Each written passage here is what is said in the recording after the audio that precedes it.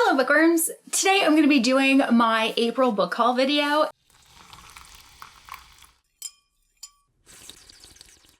And this is going to be a little bit different than like any of the book hauls that I've had in so long because there are so few special editions in this book haul. I'm actually kind of proud of myself. I've been doing a really good job of controlling the impulse, and I've really only been picking up things that I want to read immediately that I've already read and really liked and want to have a copy of for my collection. Yeah, that's like a big thing for me this year is I want to just get better about curating my library and making sure that it's my favorite books, the books that I just want to see and want to have here and not have 1,000 editions. If it's an all-time favorite, then I'll go ahead and get a million editions, but I'm trying to calm it down. And it's also partially because I've been reading very differently. As I mentioned in my last two videos, I've been reading mostly romance, thriller, and general fiction and nonfiction, but I usually listen to that on audio. I do feel like my haul reflects how my recent reading has been going. So anyway, we're gonna kick things off with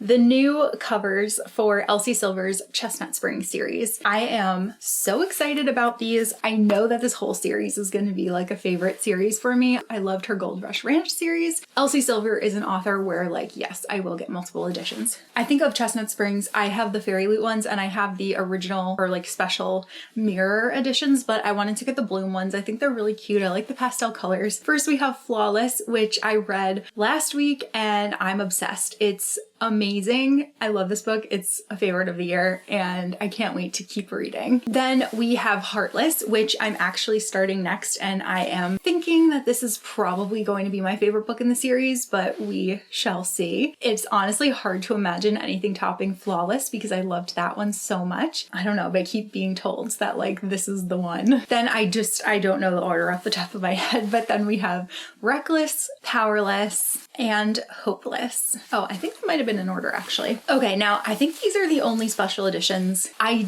did talk about this book in my combined wrap up. I don't know which video is going up first. The Rose Bargain. I loved this book. It's a new favorite for me and I did get 3 editions of it. So this is the Lit Joy edition. It has rose sprayed pages. It's so pretty. And then underneath the dust jacket is this really pretty pink with gold, which is also just a color scheme that I love. Pink and gold are 2 of my favorite colors. There's beautiful artwork on the end papers.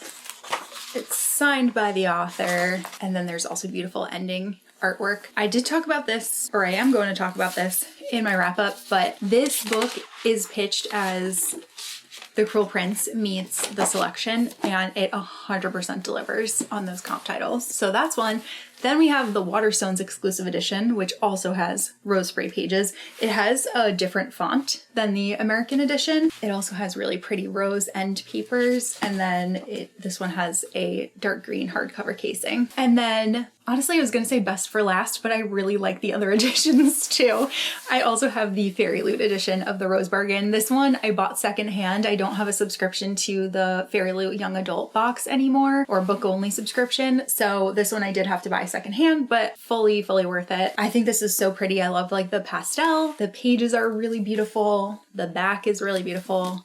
The spine is really beautiful. This one has reverse dust jacket art, so you could also have the original cover but in a purple colorway, which is gorgeous. But it is the hardcover casing that does it for me on this one. I love that there's gold foiling on it. It's literally stunning. I cannot get over it.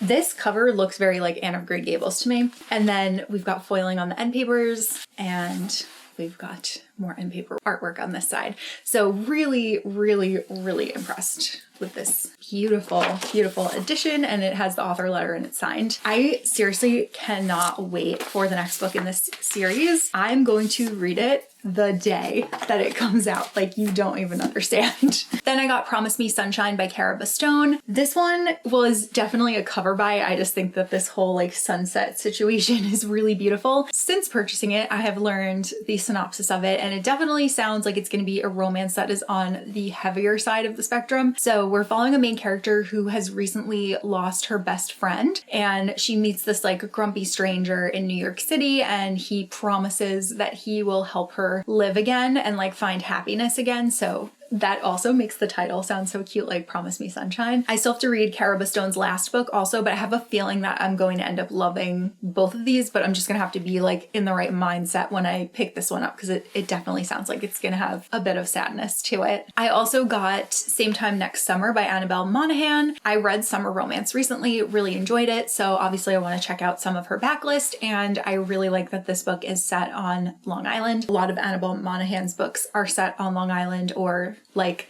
that is just one of the other places that they will go to if it's not like set there specifically. This one is like potentially a second chance romance. I think it follows a main character who is engaged, and then she's going to like check out a wedding venue on Long Island, and she runs into like an old flame who just totally like reminds her about who she used to be. So I'm curious to see how that's gonna go. From what I've seen, people say that her books can be like hit or miss, and I think that this is one of the ones that's not as well loved, but I really enjoyed Summer Romance, so I still do want to read everything that she has put out. Then I have God of the Woods by Liz Moore. I actually read this one already, but you won't hear about it until my May wrap up. It follows like a whole community that has this summer camp that is like very central to it, and the owners of the summer camp, their daughter Barbara is going there for the summer, and then she goes missing. So the whole book revolves around like the mystery of what happened to Barbara, where she went, and then just all of the different lives that have been touched by this family and their history, and like things that may have contributed to where she ended up now. So it was really interesting. I really enjoyed it. I thought it was really well done,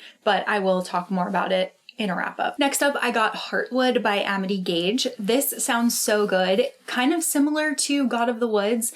This one, but I think this one is more like thrillery than the last one, which was more literary. Basically what happens is there's a woman who is like a very experienced hiker that goes missing on the Appalachian Trail, and then the like search and rescue people are basically on like a race against the clock to find her. And I think that the entire time that she has been doing this hike, she's been like writing letters to her mother and like trying to work out some feelings of like things that she's been going through. I don't know how that's going to tie in. I don't know if like they're going to find them along the way, if they're like just insight that we'll have as the reader while the rescuers are looking for her. But this one sounds more of like a bit of like a heart-pounding thriller, whereas God of the Woods was more like literary mystery. Then I got Margot's Got Money Troubles by Rufi Thorpe. This one follows like a really young girl. I think she's either like 20 or in her very early 20s. I think she has like an affair with a professor at her college, and she ends up getting pregnant and she wants to keep the baby. So she is like a really young mother with an infant, and she's having money trouble. So she decides to start an OnlyFans account. I think her dad is like also in financial trouble and or having like some kind of other issues. So she offers to let him stay with her if he will help like babysit. And I think he works in like the wrestling industry. So he ends up helping her like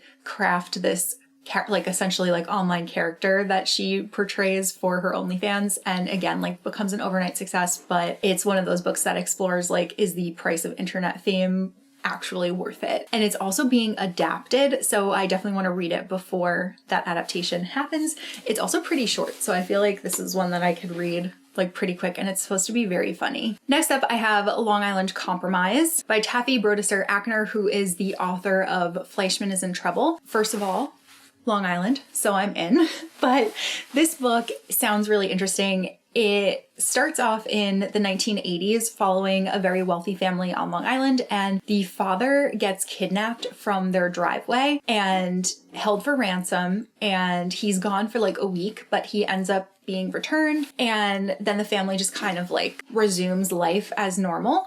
And then the book takes place, I want to say like a couple of decades later, and it explores how like even though they just kind of like went back to normal life, each of the family members is deeply affected by this disappearance that happened, and it like examines each family member and how exactly it affected them. So it sounds really interesting. I'm very excited to read it. Then I got There's Nothing Like This, The Strategic Genius of Taylor Swift. This is by Kevin Evers, and unlike a lot of the other Taylor Swift books that I have, this one is more about the like business and artistry side of Taylor Swift's success. So it doesn't like dig into like her personal, I mean, I don't know, I haven't read it yet, but from the synopsis, I don't believe it like digs into like, this is what she was going through at the time, and this is this. It's more about how she was able to start this career and then continue to remain as one of like the most influential icons in history. Like, she is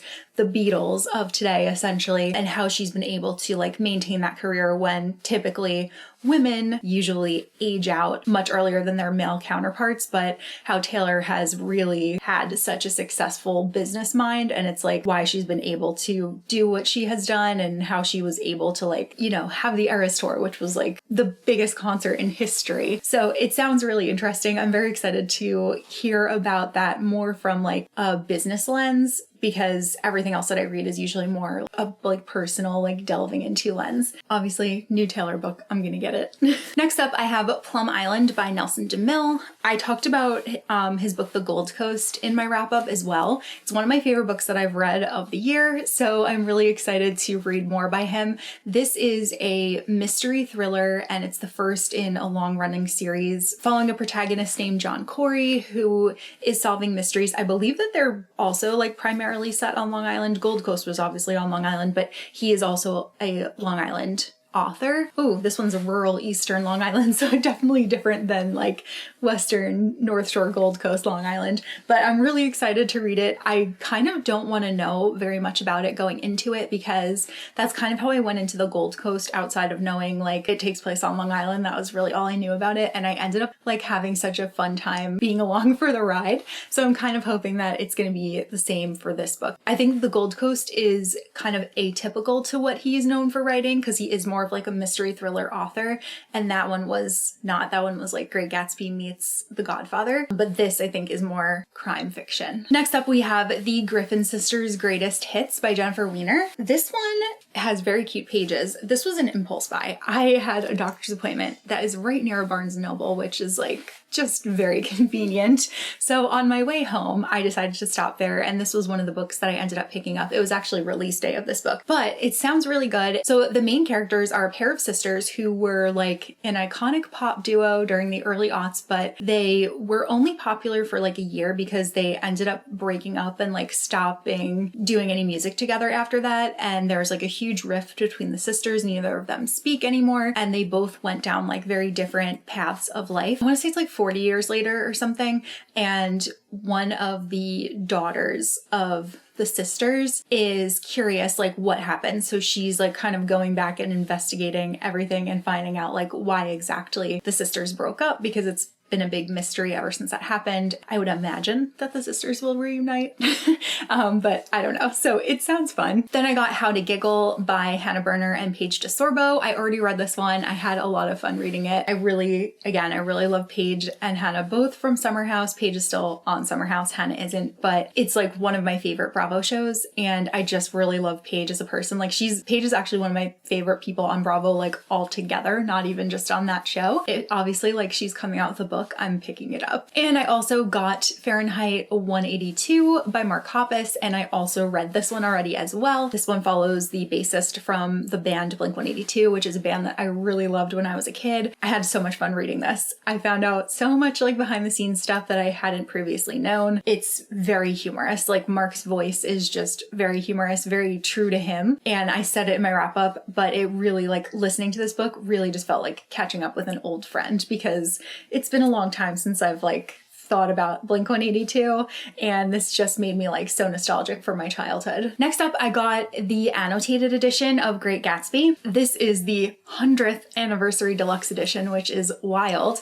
But as soon as I saw this cover, I was like, oh my god, I need this. This is so beautiful, and I love the gold spine. I'm really looking forward to rereading this one and like reading it with this edition specifically. There's a lot of like photographs in it, and I don't know if you can see like any of this, but there's a lot of photographs, and this also takes place on Long Island. There's a lot about like the past and like, you know, just like pictures from the 1920s, and it's just, oh, I can't wait. This is a classic that I've read so many times, so to experience it in a new way, I think will be really exciting. Next up, I have Martha Stewart's Gardening Handbook. This is the first like comprehensive guide that Martha has released to gardening in over 30 years. And now that I have like a really beautiful backyard with space to garden, I'm very much looking forward to getting into that and to learning more about it. So I'm really looking forward to reading this one. It is full of like pictures and everything, so I think it's going to be really just like really fun to read and to to learn only. I definitely want a rose garden one day. There was like a whole page on rose gardens. Okay. Anyway, you get the idea. And then in that same vein, I also got The Gardening Life of Emily Dickinson. This just sounded really cool and really interesting. It is the plants and places that inspired the iconic poet. So I'm really looking forward to reading this. Again, I've just been very into like nature and walking around and like appreciating the outdoors and my surroundings. So this very much speaks to me. Then I have Floriography, which I've been having so much fun learning about the Victorian language of flowers. I just think it's so interesting.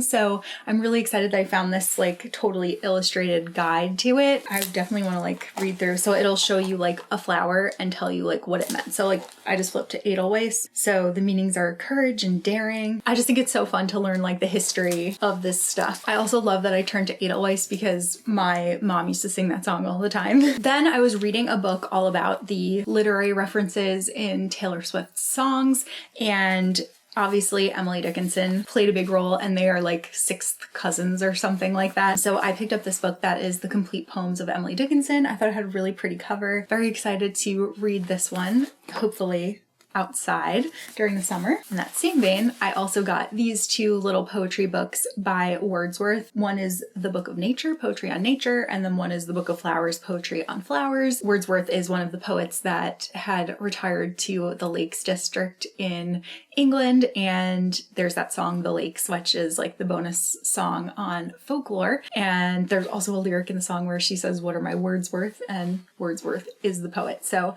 I wanted to read some of his work. Then I have a coffee table art book. So this is The Art of Gracie. It's all hand-painted wallpapers. This is a company that's been family owned for like almost 130 years, I think. And they have wallpapers in some of like the most notable homes in America, including like the White House.